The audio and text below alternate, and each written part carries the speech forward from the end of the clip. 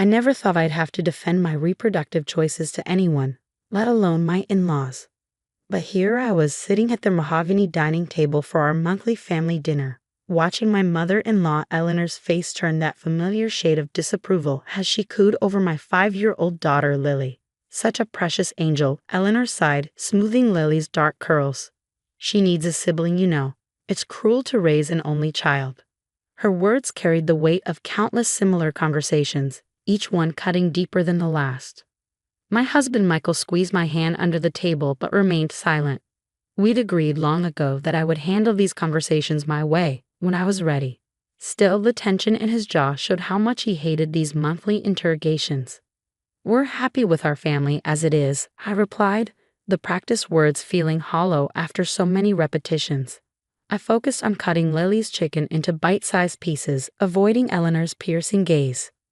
"Happy?" My sister-in-law, Amanda, snorted from across the table.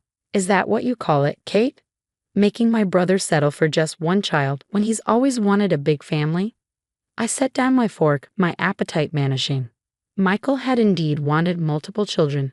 We both had. But life had other plans I wasn't ready to share with his judgmental family. The memory of that day in the doctor's office still felt raw, even 3 years later. "Kate's not making me settle for anything." Michael finally spoke up, his voice tight. "Our family planning is between us." Eleanor dabbed her lips with her napkin, her diamond tennis bracelet catching the light. "Darling, you've always said you wanted 4 children. Remember how you used to talk about coaching Little League, having a whole team of your own?" I could feel tears threatening, but I wouldn't give them the satisfaction. Yes, Michael had dreamed of a house full of children. Yes, he would have been an amazing coach. And yes, it broke my heart that I couldn't give him that future. "Times change, Mom," Michael said. "People change. Dreams change. Only when they're forced to," Amanda muttered, loud enough for everyone to hear. "Only when someone makes them change." The implication hung heavy in the air. I was the villain in their story, the selfish wife denying their precious son his deepest desire.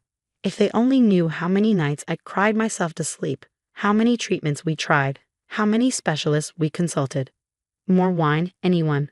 Michael's father George asked, trying to break the tension. But Eleanor wasn't finished. "I ran into Lisa Thompson at the grocery store yesterday," she announced, naming Michael's high school girlfriend. "Her 4th is due in June. She always understood the importance of family." That was it. Something inside me snapped. 3 years of biting my tongue, of protecting my privacy, of enduring their subtle and not so subtle jabs. It all boiled over in an instant.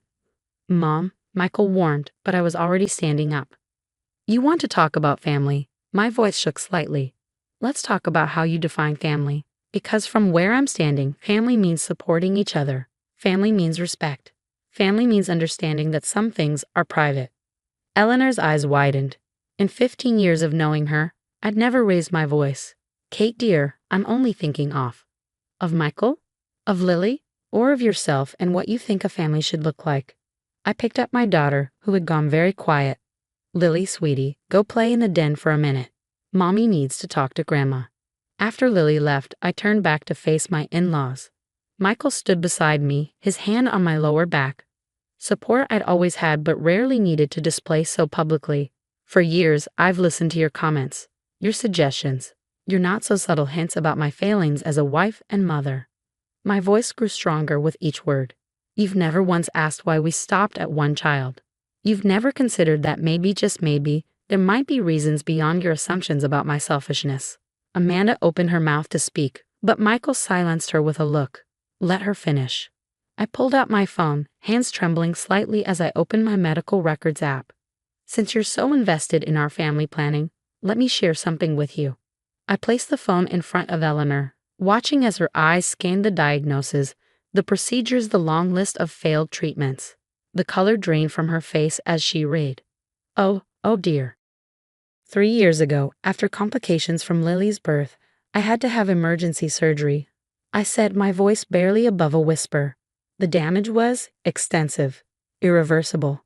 We tried everything. Multiple surgeries, experimental treatments. Nothing worked. The dining room fell silent except for the gentle ticking of the grandfather clock in the corner. George looked down at his plate, uncomfortable. Amanda's righteous anger had melted into something that looked suspiciously like shame. Why didn't you tell us? Eleanor's voice had lost its usual edge of judgment. Because it was private, Michael answered for me. Because Kate needed time to heal, physically and emotionally. And because, quite frankly, Mom, you hadn't earned the right to know. The words hung in the air, heavy with years of unspoken frustration. I watched as Eleanor's carefully maintained facade cracked just a little, but this was only the beginning. They didn't know about the papers in my purse yet, the ones that would either heal our family or break it apart completely. I could hear Lily's cartoon playing in the den, the cheerful music a stark contrast to the heavy silence in the dining room. My hand rested on my purse, feeling the weight of the papers inside. Michael gave me an almost imperceptible nod. He knew what was coming. There's something else you need to know, I said, my voice steadier now. Something we've been working on for the past year. Eleanor's hands trembled as she passed my phone back to me. The fight had drained out of her, replaced by something that looked like guilt. Kate, we didn't know. If we had. If you had known, you would have what? Michael cut in, years of suppressed anger finally surfacing. Treated my wife with basic respect. Not accused her of being selfish every chance he got. Not compared her to my high school girlfriend. Amanda shifted uncomfortably in her seat. We were just concerned about. About what? Michael's voice rose. About your nephew or niece having a sibling, or about having another grandchild to show off at your country club.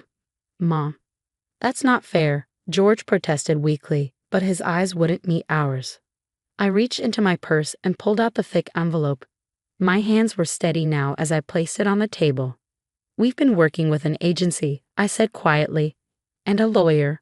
Eleanor's eyes widened. What kind of agency? A surrogacy agency. The words hung in the air as I pulled out the contract. We've been matched with a surrogate.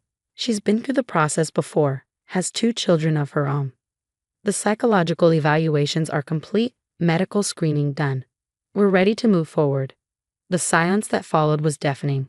Eleanor stared at the papers a thing might bite her. Amanda leaned forward, her earlier hostility replaced by genuine curiosity.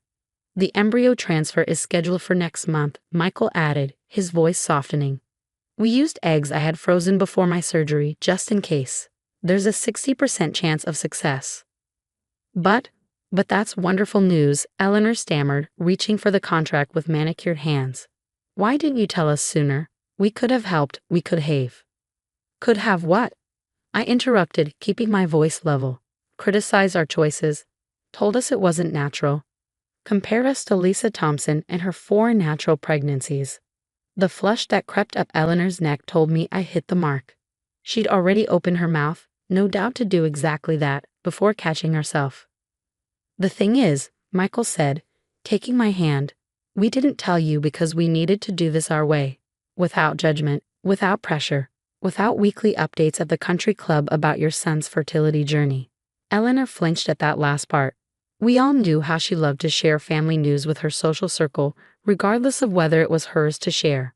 We're telling you now, I continued, because the contract is signed. The decisions are made. And because you need to understand something. I leaned forward, making sure I had their full attention. This baby, if we're blessed enough to have one, will be just as much ours as Lily is. They will be your grandchild in every way that matters. But if you ever make them feel different or less than because of how they came into this world, that will be the last time you see any of your grandchildren. The threat landed like a physical blow. Eleanor's hand flew to her throat, clutching her ever-present pearls. You wouldn't. We would, Michael said firmly, just like we've been prepared to walk away every time you've attacked Kate over the past 3 years. The only difference is, now you know why we've been so adamant about our choices. George cleared his throat. Son, that seems a bit extreme. Your mother just wants. What Mom wants stopped being the priority the day I married Kate. Michael cut in. My family, my wife and children, they come first. Always. I watched Eleanor's face as the reality of the situation sank in. The carefully maintained facade of the proper society grandmother cracked further, revealing something raw and real underneath. She looked down at the contract in her hands, then back at me. 60%, she said softly. Those are good odds. I nodded, feeling the first hint of hope in this conversation. better than we had before. And if it doesn't work the first time, we're prepared to try again. It's not cheap, Michael added pointedly. But we've saved. We've planned. We don't need help or advice or opinions. What we need is support. Real support, not criticism disguised as concern. Amanda, who had been uncharacteristically quiet, suddenly stood up. Without a word, she walked around the table and wrapped her arms around me in an awkward but sincere hug. "I'm sorry," she whispered. "I've been awful to you." The gesture was so unexpected, so genuine, that I felt tears welling up. I hugged her back, remembering the close relationship we'd had before Lily's birth complications changed everything. "Lily," Eleanor said suddenly, rising from her chair. I need to. I understood. She's in the den. Maybe you could start making things right with the grandchild you already have." Eleanor nodded, dabbing at her eyes with her napkin as she hurried toward the sound of cartoons. From the den, we heard Lily's delighted grandma and Eleanor's shaky laugh. I looked down at the contract still on the table, then at Michael. We prepared for so many possible reactions: anger, rejection, more criticism. We hadn't prepared for this, the beginning of understanding, the first cracks in the walls of judgment that had surrounded us for so long. But as I heard Lily chattering away to her grandmother about her cartoon, I realized that maybe, just maybe, this could be a new beginning for all of us. The real test, though, was still to come. The next 6 weeks were a blur of doctor's appointments, hormone treatments for our surrogate, Jessica, and surprisingly civil text messages from Eleanor. She'd taken to sending daily photos of nursery ideas and gender-neutral baby clothes, each one accompanied by a careful "only if you like this," of course. The morning of the embryo transfer, my phone buzzed with an unexpected message from Eleanor. "Lighting a candle at church for all of you today. Please let us know if you need anything at all." I showed the message to Michael as we sat in the fertility clinic's waiting room. "Your mom's really trying," I said softly. He squeezed my hand. About time. Jessica emerged from the procedure room an hour later, smiling despite looking tired. "All done," she announced. "Now we just wait and see if your little one wants to stick around." The 2-week wait was excruciating. I threw myself into work, tried to focus on Lily's upcoming school play, anything to keep my mind off the possibility of another failure. Eleanor, surprisingly, turned out to be an unexpected source of support. "Come over for dinner," she texted one evening when I was particularly anxious. No pressure, no questions about the transfer. Just family dinner. Lily misses her grandma. And true to her word, when we arrived, there was no mention of surrogacy or babies. Instead, Eleanor had set up a craft station where she and Lily spent the evening making friendship bracelets. I watched in amazement as my formerly perfectly manicured mother-in-law got glitter glue all over her designer blouse without a single complaint. The day of the pregnancy test arrived, cold and clear. Jessica had agreed to come to our house for the results. As we waited for the clinic to call, Eleanor and Amanda showed up unannounced, carrying breakfast pastries and coffee. "We can leave if you want privacy," Amanda said quickly. We wanted you to know you're not alone." Before I could respond, my phone rang. The room fell silent as I put it on speaker. "Kate?" Dr. Chen's familiar voice filled the room. "I have your results." I gripped Michael's hand. Eleanor and Amanda huddled together on the couch. Jessica sat in the armchair, hands clasped in her lap. "Congratulations," Dr. Chen said warmly. "The test is positive. Strong numbers, too." The room erupted in tears and hugs. Through my own tears, I saw Eleanor embrace Jessica, whispering what looked like thank you over and over. Amanda was already on her phone, presumably texting her father the news. But the most beautiful moment came later that evening. After everyone had left, Lily climbed into my lap with her serious 5-year-old expression. "Mommy," she said, "Grandma told me there's a baby growing in Miss Jessica's tummy. And it's my brother or sister." "That's right, sweetie," I replied, my heart tightening. We'd explained surrogacy to her in simple terms, but I worried she might feel confused or displaced. "And Grandma said," Lily continued, "that means Miss Jessica is like a special angel helping our family grow, and that I'm going to be the best big sister ever." I looked up to see Eleanor standing in the doorway, watching us with tears in her eyes. In that moment, I realized how far we'd come from those tense dinner table confrontations. The months that followed weren't perfect. Eleanor occasionally slipped into her old habits, making comments about natural childbirth or suggesting we name the baby after her. But now when she did, she caught herself, apologized, and tried to do better. Amanda threw herself into aunt duties with unexpected enthusiasm, taking Lily for special big sister prep days and coordinating with Jessica to document every moment of the pregnancy for us. When our son was born on a warm spring morning, Eleanor and Amanda were in the waiting room. They brought Lily, dressed in her big sister finally, t-shirt, and enough snacks to feed the entire maternity ward. As I watched Eleanor hold her grandson for the first time, her perfect makeup streaked with tears, I remembered her words from that confrontational dinner months ago. Such a precious angel. He is, isn't he? I said softly. She looked up, understanding flowing between us.